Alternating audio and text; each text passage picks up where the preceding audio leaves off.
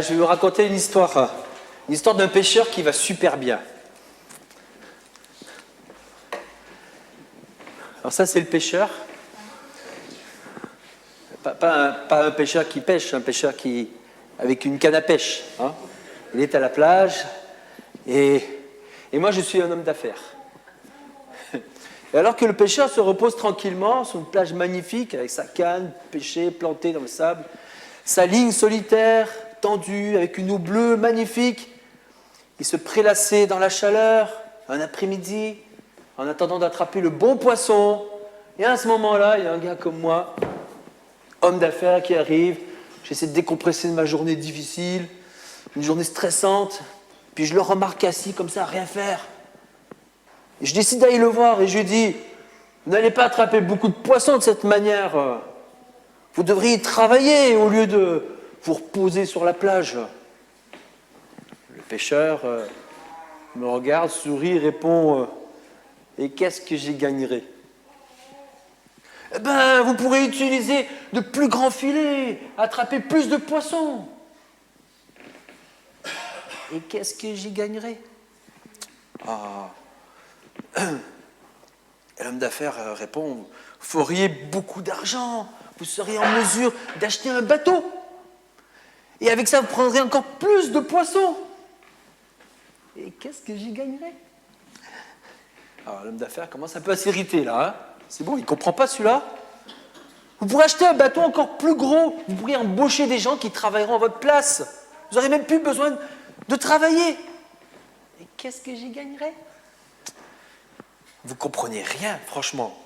Vous pourriez agrandir votre bateau de pêche. Le monde entier serait à votre portée. Vous pourriez parcourir le monde, avoir tous ces employés qui travaillent, qui trappent du poisson pour vous. Mais qu'est-ce que j'y gagnerais? Toujours au soleil. Et alors, l'homme d'affaires devient fou. Vous ne compreniez rien.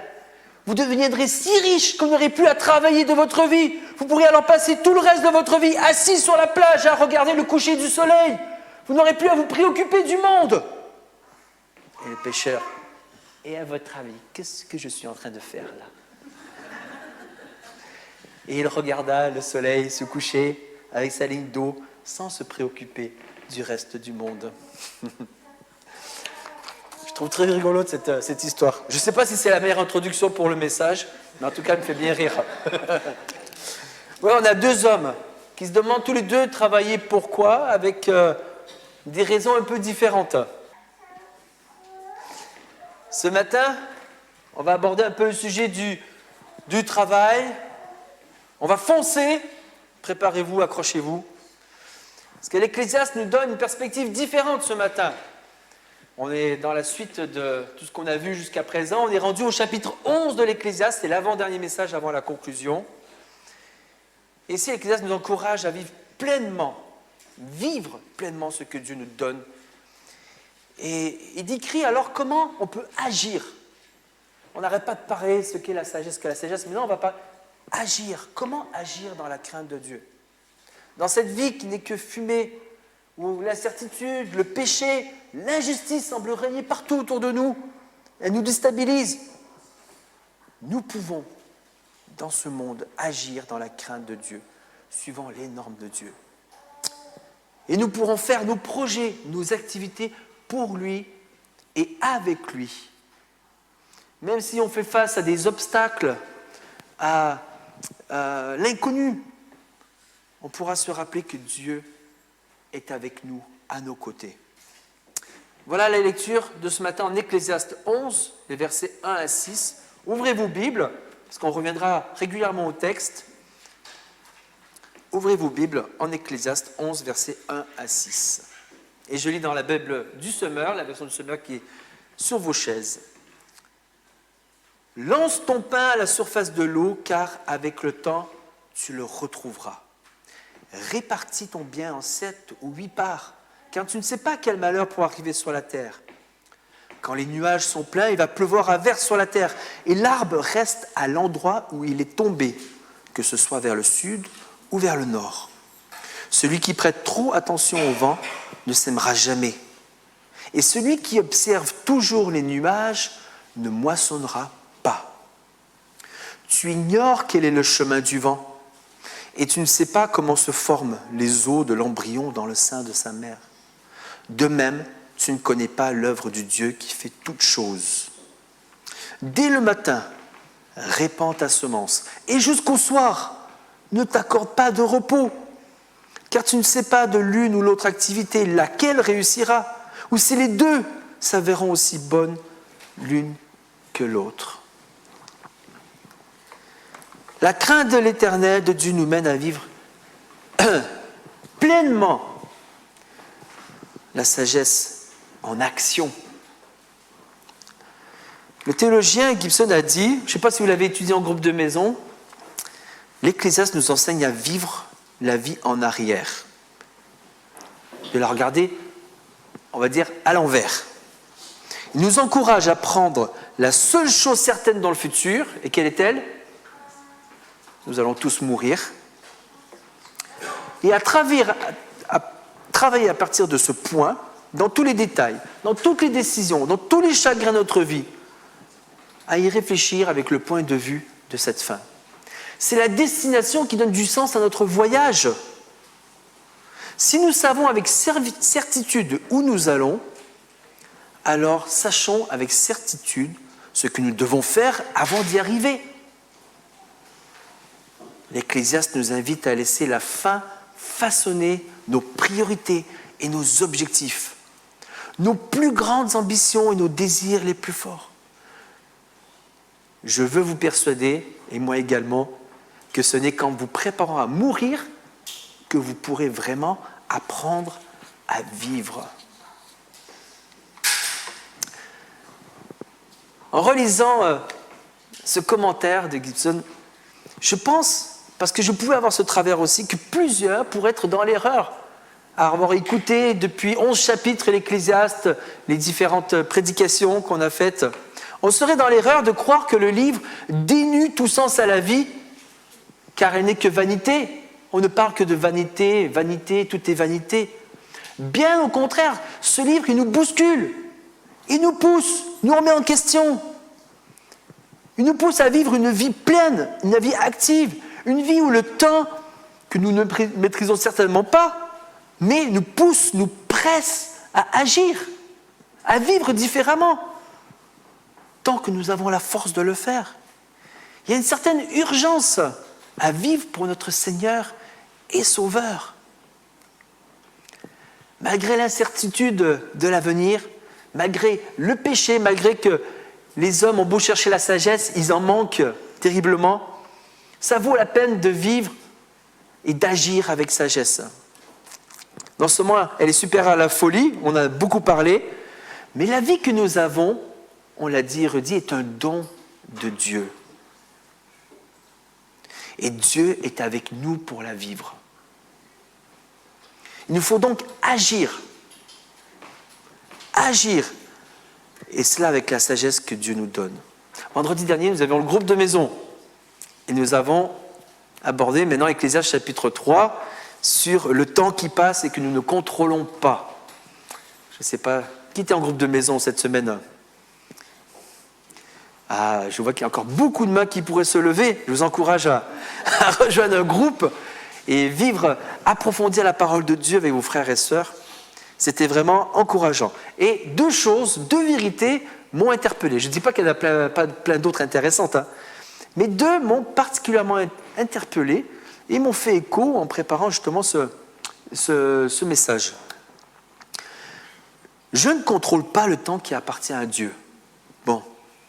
Et certes, le temps sur terre est ridiculement court par rapport à l'éternité, à laquelle j'aspire, à laquelle je veux vivre en paix, en joyeuse présence de mon Seigneur, n'est-ce pas ? Cependant, le temps que Dieu m'accorde sur terre, aussi court et aussi vanité soit-il, c'est un don de Dieu. Et on lisait au 3.13, et aussi que si quelqu'un peut manger et boire, jouir du bonheur au milieu de son dur labeur, c'est un don de Dieu.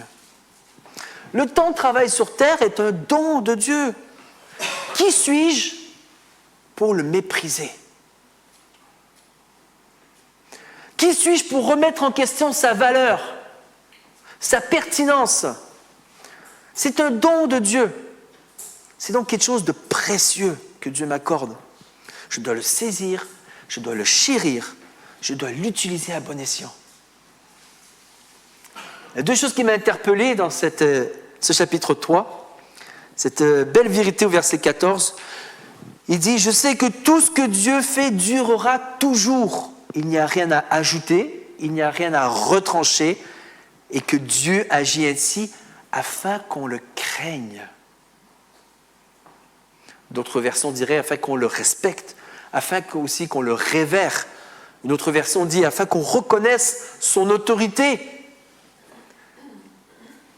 Cette éternité que je ne peux saisir, ce temps que je ne contrôle pas, ce plan divin qui me dépasse, cette science qui me rend perplexe, cette œuvre éternelle parfaite qui est la sienne. Ces choses existent afin que je craigne Dieu, que je le vénère, le respecte, que je reconnaisse dans tout ce que je fais qu'il n'y a pas de doute sur son autorité suprême, son contrôle sur le temps, sur les événements. Et surtout, que je m'y soumette avec foi et obéissance. Alors voilà ma première question qui va ouvrir tout le message ce matin. Est-ce que vos vies méprisent le don de Dieu ou l'honorent?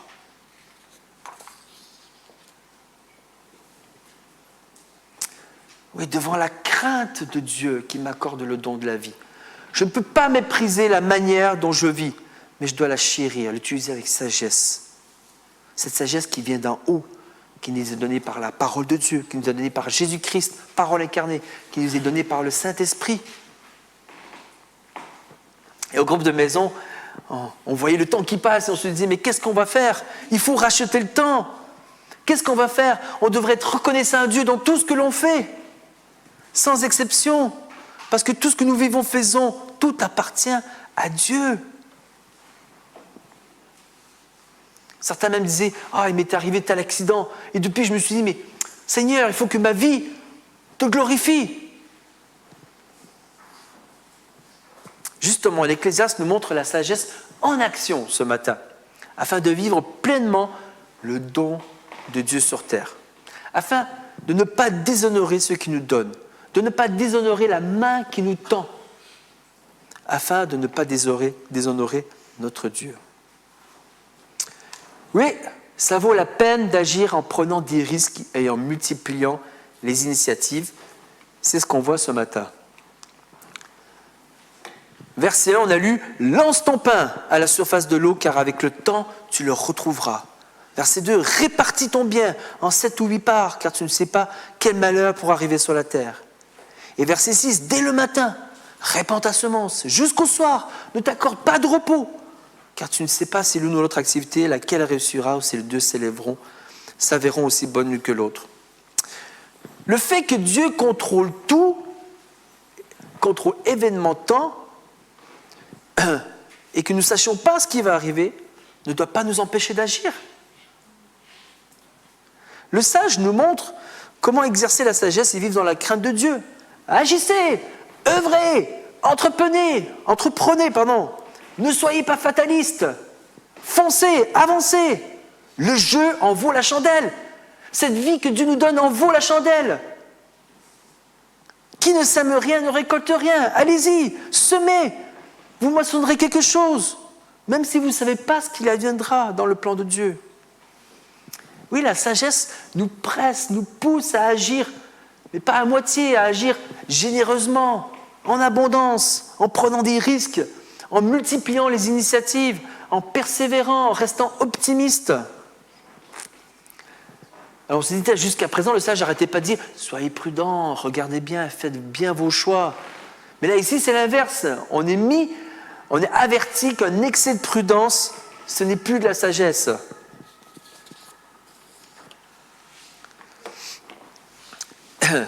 Et pour nous aider à appréhender cette vie d'action, Salomon nous demande d'imiter. Alors, il nous donne l'exemple de l'agriculture, du commerce, de l'entrepreneuriat commercial. Et c'est vrai que dans le commerce, il faut oser prendre des risques si on veut pouvoir progresser, sinon en général, on régresse. Il faut oser s'aventurer et un minimum. Et donc il donne ces deux exemples. Il dit, lance, jette le pain à la surface des eaux. Alors ici, il y a un petit sujet d'interprétation dont je vais quand même vous le partager, parce que c'est une phrase qu'on entend beaucoup. Et dans la tradition juive, cette phrase elle était connue et elle faisait référence à la générosité, à la bienfaisance.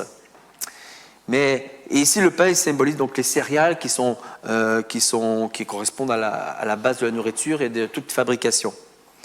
Et donc, jeter le pain à la surface des eaux, ça pourrait être jeté même dans un endroit bien irrigué, ou ça pourrait être même pour du riz en Égypte, on le voyait. Ça peut être...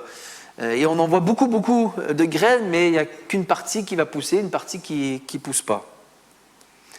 Alors, une autre interprétation de beaucoup de commentateurs qui maintenant disent non, en fait, ce pain jeté à la surface des eaux correspond aux navires marchands que Salomon envoyait tous les 3 ans, qui partaient en mer, qui allaient vers des pays lointains pour aller commercer et ramener des belles choses, de l'or, des denrées. Et il n'y avait pas de garantie du retour. Beaucoup de bateaux partaient, mais tous ne revenaient pas. En tout cas, peu importe l'interprétation, on a une double leçon à retenir que j'aimerais vous partager. D'abord, en prenant le risque de donner, répandre beaucoup, largement, que ce soit pas que l'argent, que ce soit aussi le travail, que ce soit du don de soi, du service, ou tout simplement faisant le bien, eh bien, on est aussi récompensé en généreuse moisson. Quand on sème beaucoup, on moissonne beaucoup. Si on ne sème rien, on ne moissonne rien. C'est Dieu qui décide la suite, mais si on ne sème rien, on ne moissonne rien. Et la deuxième leçon, c'est que de telles initiatives mènent à beaucoup de résultats infructueux. Il y a beaucoup de pertes. Et donc, il faut multiplier les voies, multiplier les essais, les tentatives. Il faut arroser large.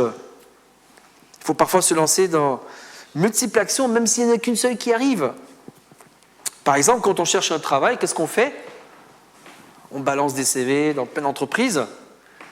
Il y en a 99 qui ne marchent pas, mais il y en a une qui a marché, un CV qui a marché, et on est content, on a obtenu un travail. Voilà la porte qui s'est ouverte, ça valait la peine d'en balancer 100, n'est-ce pas ? Jette ton pain à la surface des eaux, avec le temps tu le retrouveras. Le temps peut être long, le temps peut être incertain. Ce type de démarche qui vise à entreprendre peut amener beaucoup d'échecs, de découragement. Il faut s'armer de patience, ne pas se décourager, persévérer jusqu'à obtenir le résultat. Donc on est encouragé ici à foncer, à répandre en abondance, à persévérer, ne pas lâcher.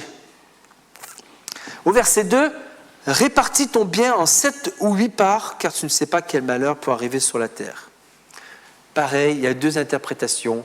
Je ne vais pas beaucoup aller dans le détail, mais d'un côté, on voit que soit la sagesse amène à donner généreusement autour de soi. Dans le Nouveau Testament, on dit donne à tes voisins, donne à celui qui te doit de l'argent, remets sa peine, de façon à ce que le jour où toi tu es en difficulté, il va venir t'aider à son tour.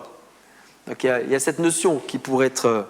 Mais ici, mon interprétation de ce que j'ai pu lire et étudier, c'est plutôt dire, dans la sagesse de Salomon, ne mets pas tous tes œufs dans le même panier.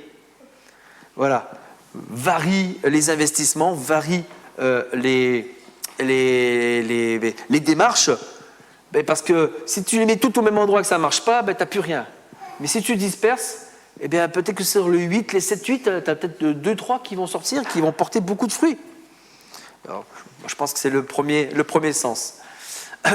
Enfin, peu importe, on est appelé à agir en abondance, généreusement, à prendre des risques sur l'investissement, à multiplier les tentatives, les initiatives. La sagesse ne mène pas à l'inaction, la sagesse mène à agir. Alors, travailler avec générosité permet d'obtenir des résultats généreux. Si on est généreux, on reçoit généreusement. Si on aide généreusement, on reçoit généreusement. Et Dieu ne bénit pas ceux qui ne travaillent pas. D'ailleurs, Dieu a créé l'homme à son image. Et je pense que Dieu agit beaucoup depuis l'éternité. Il fait une œuvre considérable. Dieu aime le travail et son œuvre, il la trouve bonne. Dans le Nouveau Testament, on a cet exemple aussi du serviteur fidèle. Vous la voyez bien, cette image, cette parabole de Jésus. Le maître, qui représente Dieu, confie des montants d'argent à 3 serviteurs, une grosse somme, une moyenne somme, une toute petite somme. Le premier va prendre des risques, va investir, il va revenir avec encore plus d'argent. Le deuxième aussi va investir, peut-être un peu moins de risques, mais il va revenir avec aussi plus d'argent. Et le troisième, il a peur de son maître, il dit « Qu'est-ce que je vais faire avec le peu d'argent ?» Hop, il l'enfouit, il le cache.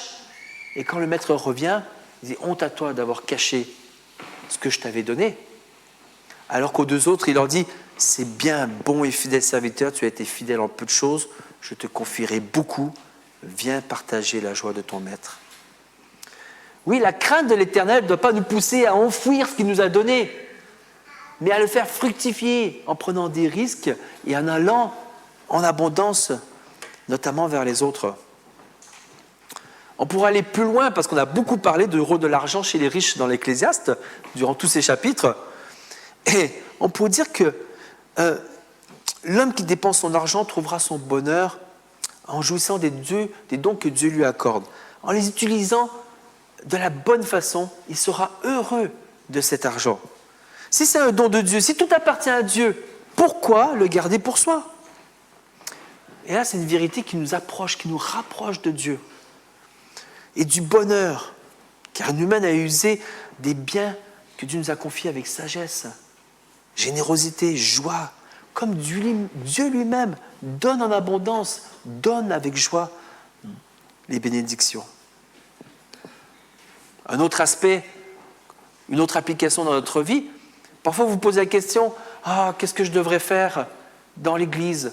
Quel don Dieu m'appelle à agir? Qu'est-ce que je peux faire pour le servir? Servez avec générosité dans tout ce que vous voyez. Soyez généreux, essayez plusieurs choses dans tous les domaines où vous trouvez la force, où Dieu vous montrera alors à investir dans plein de domaines, plein de services différents. Il vous montrera peut-être les dons qui sont plus propres à vous et qui vous pouvez épanouir, développer. Jésus aussi a semé avec abondance. Il a semé auprès de foules nombreuses, il a semé auprès de gens variés comme les religieux, comme collecteurs d'impôts.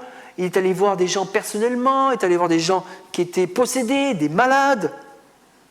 Il a semé en abondance la parole de Dieu. Là, il a annoncé le royaume de Dieu en abondance. Au final, quand on regarde, peu de gens l'ont suivi. Jésus, à un moment, il se tourne et dit « Mais où ils sont tous passés ?» Et seuls les disciples sont là, ils disent « Mais tes paroles sont dures. » Certes, il y a un petit nombre a suivi Jésus, mais quel bénéfice, quel fruit encore aujourd'hui et pour l'éternité. Nous sommes ces ambassadeurs.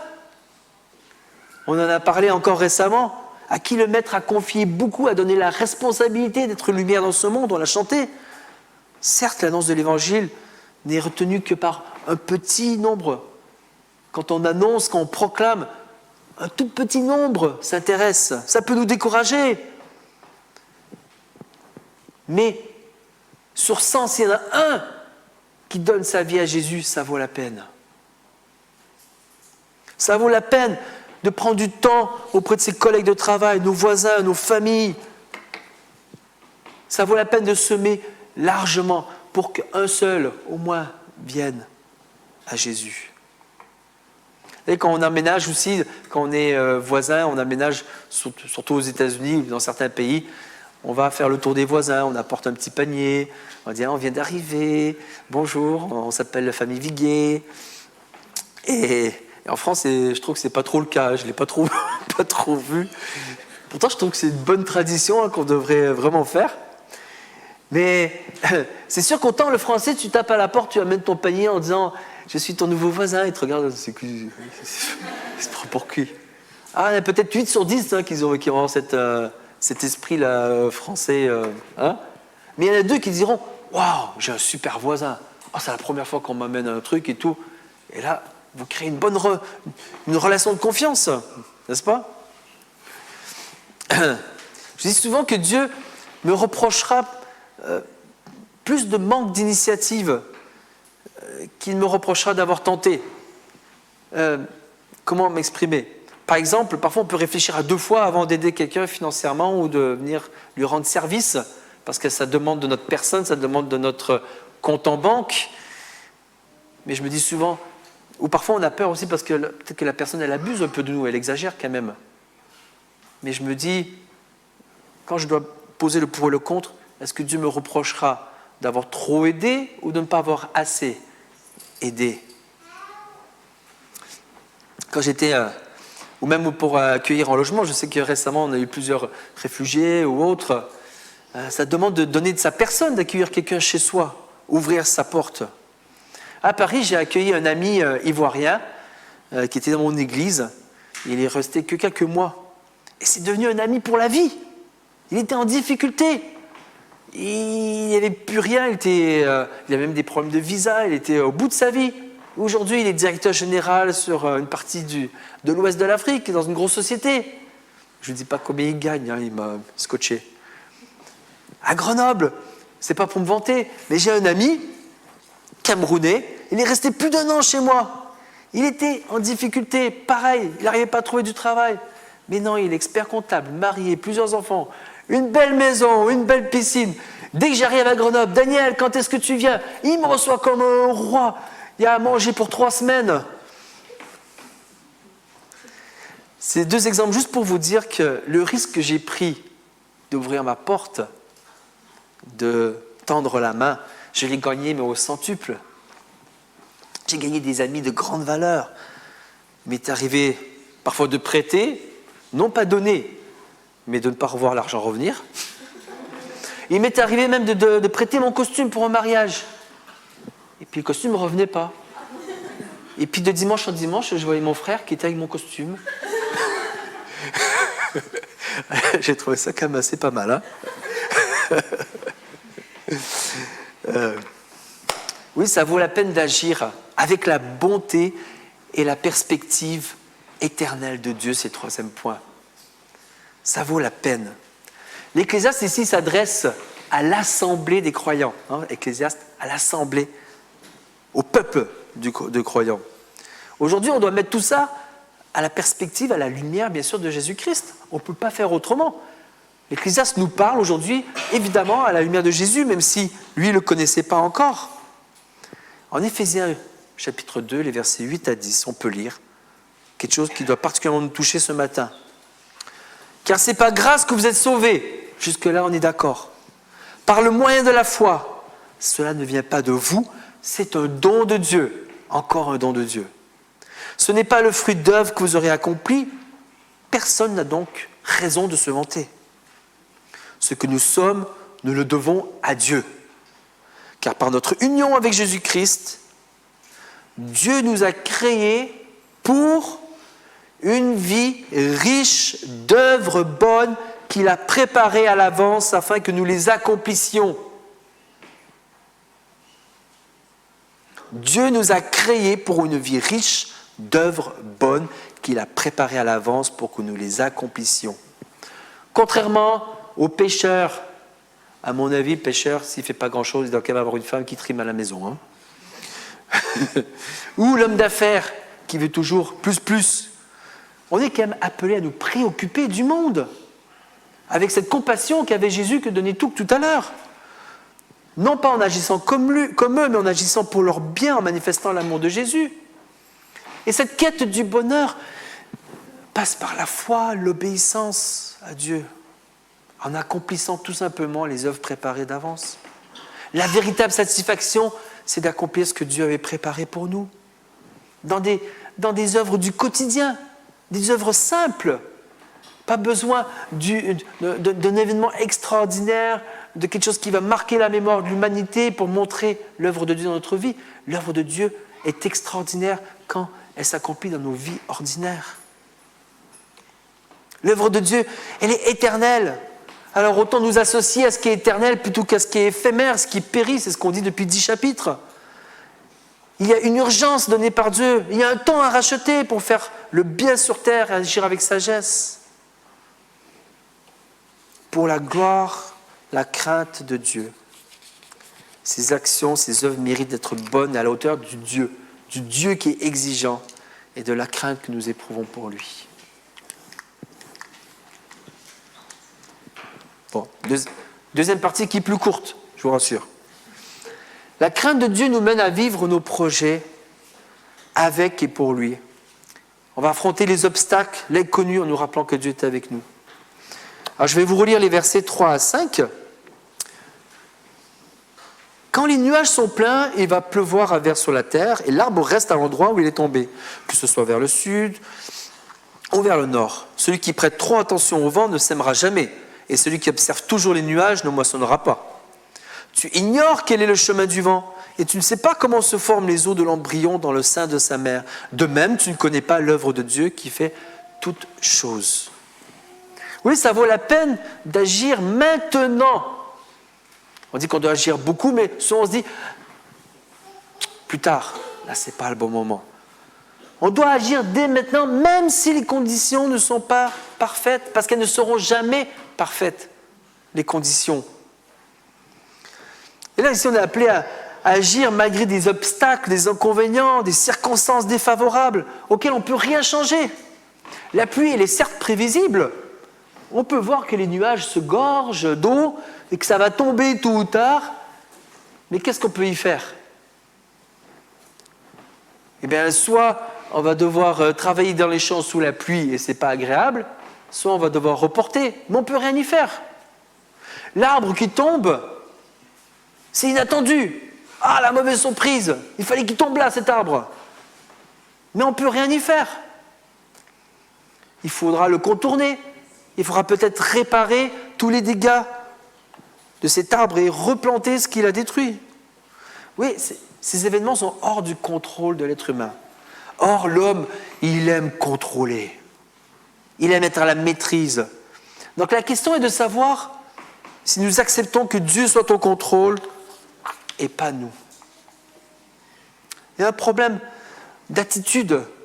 On voit dans le verset 4, le problème est pointé de l'attitude de celui qui veut toutes les garanties. Il ne faut pas qu'il pleuve trop tôt ni trop tard. Il faut que les conditions soient parfaites pour intervenir. Celui qui accepte d'agir uniquement à partir du moment où toutes les conditions sont idéales, sont réunies, c'est celui qui veut connaître toutes les conditions, conséquences, posséder tous les données du problème avant d'agir ou agir. C'est quelqu'un qui refuse le risque parce qu'il voudrait tout contrôler. Sous-entendu, il veut tout contrôler à la place de Dieu, n'est-ce pas ? Et une telle personne, en réalité, ne fera pas grand-chose, voire rien. La sagesse ici, de Salomon, de Dieu, consiste à se lancer dans l'action, même si les circonstances sont défavorables, parce que Dieu est avec nous, nous accompagne.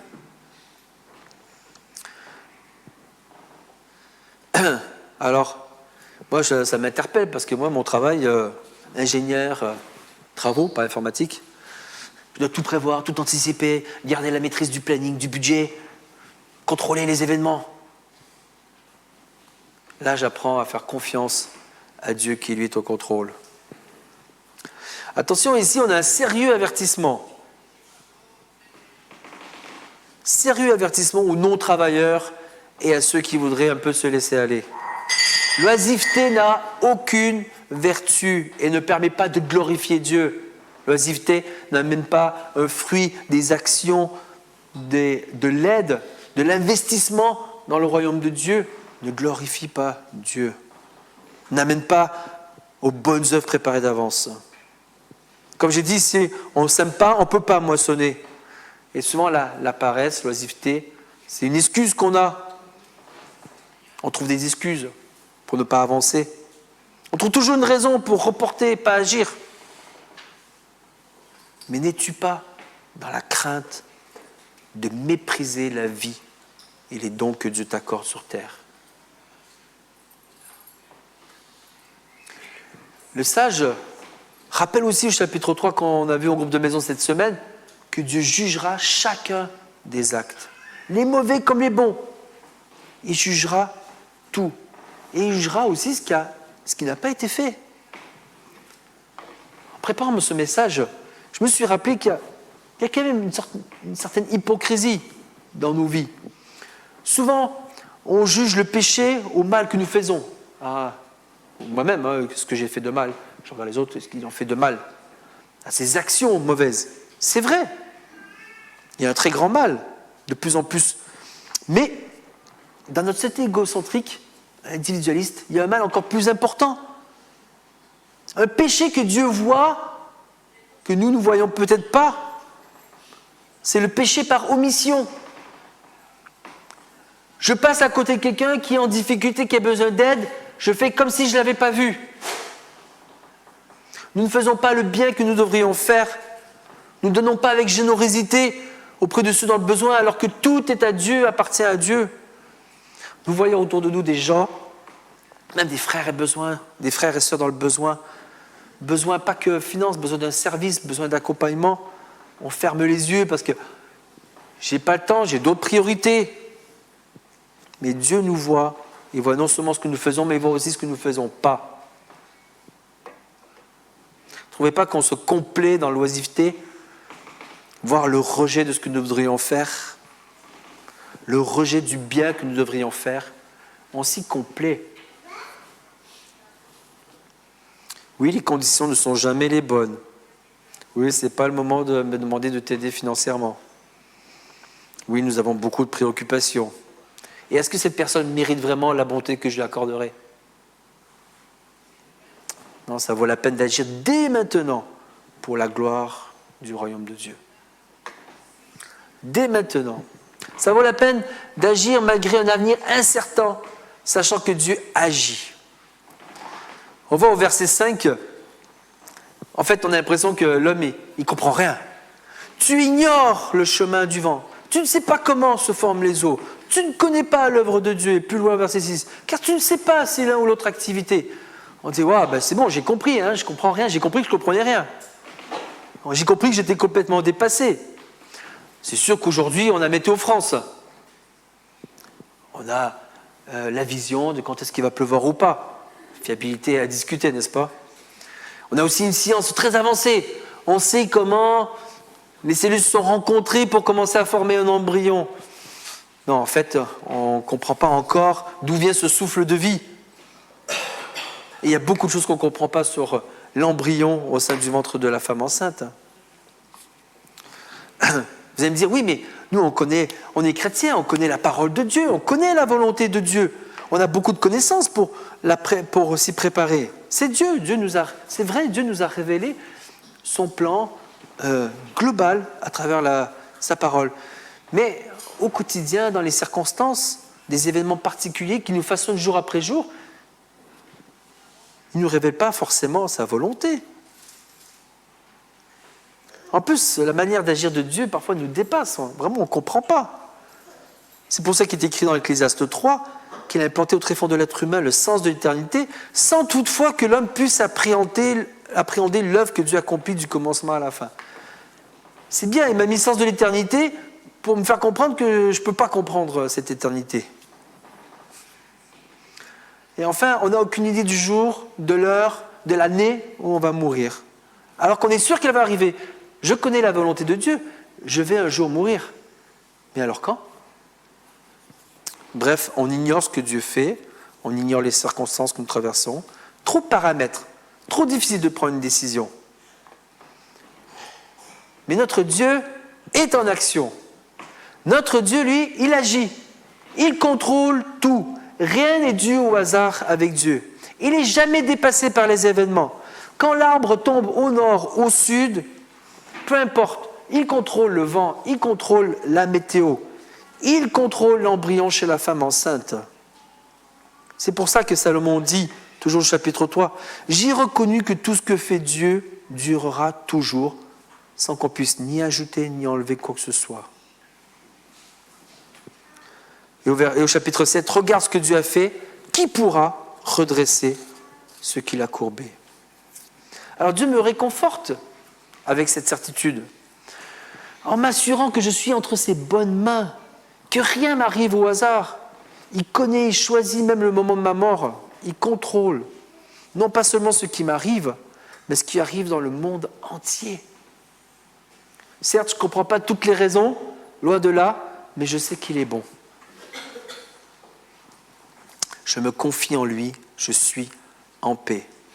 Alors, quelle réponse l'homme peut donner à cela? On serait tenté de dire, on ne va rien faire parce qu'on ne connaît pas la volonté de Dieu au préalable. Parce que Dieu conserve à l'homme sa liberté de choisir, d'agir sur les événements, de prendre ses responsabilités. Non, l'ignorance ne doit pas nous emmener à être paralysés. Au contraire, elle nous amener à nous encourager à prendre nos responsabilités, à nous pousser à travailler dur, à multiplier les activités.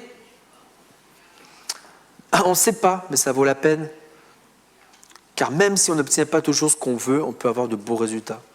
Ayons confiance que Dieu agira à travers nous, comme il a prévu d'avance et nous a créés pour une vie riche d'œuvres bonnes préparées à l'avance afin que nous les accomplissions. Donc l'humilité, elle consiste tout simplement à reconnaître que nous n'avons pas la maîtrise, mais qu'avec sagesse, nous allons œuvrer, sachant que Dieu est avec nous.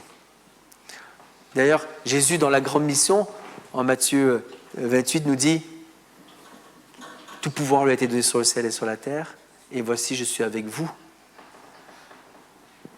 On ne connaît pas la suite de toute cette semence, là où on est appelé à faire des disciples dans le monde entier, mais on sait que Dieu est avec nous. Ainsi, nous apprendrons à travers Dieu à côté de nous, à travers ces circonstances que nous ne maîtrisons pas, nous apprendrons à dépendre de lui, à accepter qu'il est souverain. Nous allons vivre dans la crainte de Dieu au quotidien, dans les choses les plus ordinaires, conscients que Dieu est avec nous. Nous allons agir dans nos projets, nos activités, car Dieu est avec nous. Oui, ça vaut la peine d'agir maintenant, même si le résultat n'est pas garanti. En Galates 6, versets 8 et 10, il est écrit « Celui qui sème pour satisfaire ses propres désirs d'homme, livré à lui-même, récoltera ce que produit cet homme, c'est-à-dire la corruption. Mais celui qui sème pour l'esprit moissonnera ce que produit l'esprit, la vie éternelle. Faisons le bien sans nous laisser gagner par le découragement, car si nous ne relâchons pas nos efforts, nous récolterons au bon moment. Ainsi donc, tant que nous en avons l'occasion, faisons du bien à tout le monde et en premier lieu à ceux qui appartiennent à la famille des croyants. » Voilà ce que Paul écrivait dans la lettre aux Galates. « Ne nous lassons pas de faire le bien, car au moment favorable prévu par Dieu, nous moissonnerons avec joie, avec reconnaissance, avec enthousiasme. » Amen. Donc l'Ecclésiaste nous invite à nous efforcer d'investir notre temps, notre sagesse, en maintenant une attitude de reconnaissance, tout en étant au clair sur ce qu'est le monde et les difficultés. Alors un retour sur investissement n'est jamais garanti, mais ce qui nous est garanti, c'est la joie en Christ. Au verset 6, il dit « Tu ne sais pas ce qui réussira. Est-ce que c'est ceci ou cela ?» La récompense n'est pas toujours là où nous l'attendons. Mais notre grande récompense, c'est la joie de connaître le Dieu vivant et vrai.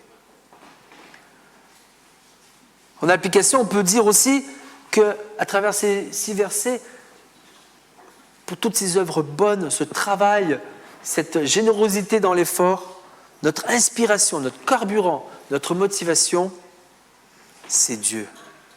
Dans tout ce que nous pensons, disons, faisons, est-ce que Dieu est au cœur de notre vie? Ce concept de la crainte de Dieu ressemble à mon avis aux exhortations de l'apôtre Paul, qui disait en Colossiens 3,17 « Et quoi que vous fassiez, en parole ou en acte, faites tout au nom du Seigneur Jésus, en exprimant par lui votre reconnaissance à Dieu le Père. Tout ce que vous faites, faites-le de tout votre cœur, comme pour le Seigneur et non pour les hommes. » En partageant l'Évangile, en faisant nos courses, en travaillant, en faisant la vaisselle, en vivant avec notre époux, épouse, nos enfants, nos parents, est-ce que nous honorons le Seigneur dans tous nos actes à ce que notre attention est fixée sur le Seigneur Jésus. On a chanté « Sois seul notre vision, ma vision ». Et dernière application avant de finir, vous savez, prendre des décisions, c'est pas facile. C'est pas facile. On dit que choisir, c'est renoncer. Quand on a 4 choix, qu'il faut renoncer à 3, c'est pas facile.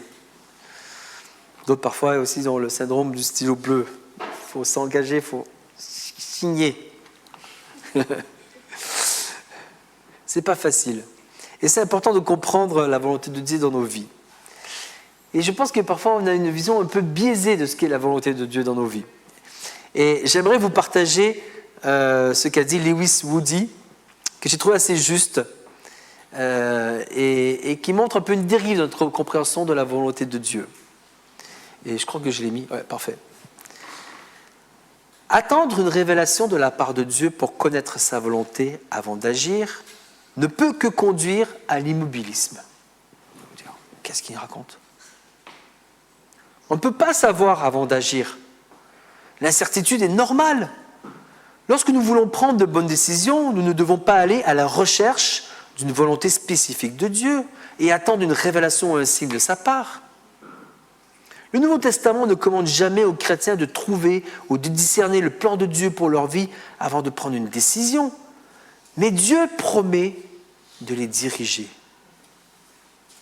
Nous disons que nous voulons connaître la volonté de Dieu avant d'agir.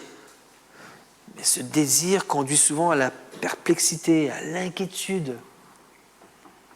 Et pourquoi ? Parce que nous cherchons un trésor au bout de l'arc-en-ciel et nous ne le trouvons pas. Dieu ne désire pas que nous restions perplexes et mal à l'aise. C'est ce qui arrive si nous pensons que notre Père a l'intention de révéler son plan avant que nous puissions prendre la bonne décision ou si nous attendons des signes. Même si prendre certaines décisions n'est pas simple, Dieu nous dirigera. Confions-nous en lui. Remettons-lui la situation, puis agissons. Malgré notre incapacité à tout prévoir, à tout maîtriser, à avoir tous les signes de Dieu avant d'y aller, agissons. Dieu est à l'œuvre. Pour conclure, la crainte de Dieu nous presse à agir, à accomplir des œuvres remplies de sagesse qui lui sont agréables. Honorer Dieu revient à honorer le don qu'il nous a accordé, le don de vie. Nous honorons Dieu dans cette vie, quand nous utilisons cette vie en multipliant les investissements pour des œuvres bonnes, remplies de générosité, sans rien attendre en retour. Certes, nos œuvres, et on l'a répété et répété depuis des semaines, sont que fumée. Mais l'œuvre de Dieu, elle est éternelle. Et elle demeure. Et il est fou de voir que Dieu se plaît à nous utiliser dans notre quotidien, des hommes ordinaires avec un Dieu extraordinaire, afin de construire son œuvre, co-construire son œuvre, qui elle durera pour toujours et que personne ne pourra retrancher. Ne méprisons pas la vie que Dieu nous a donnée. Agissons avec la certitude que Dieu est à nos côtés et qui nous dirigera.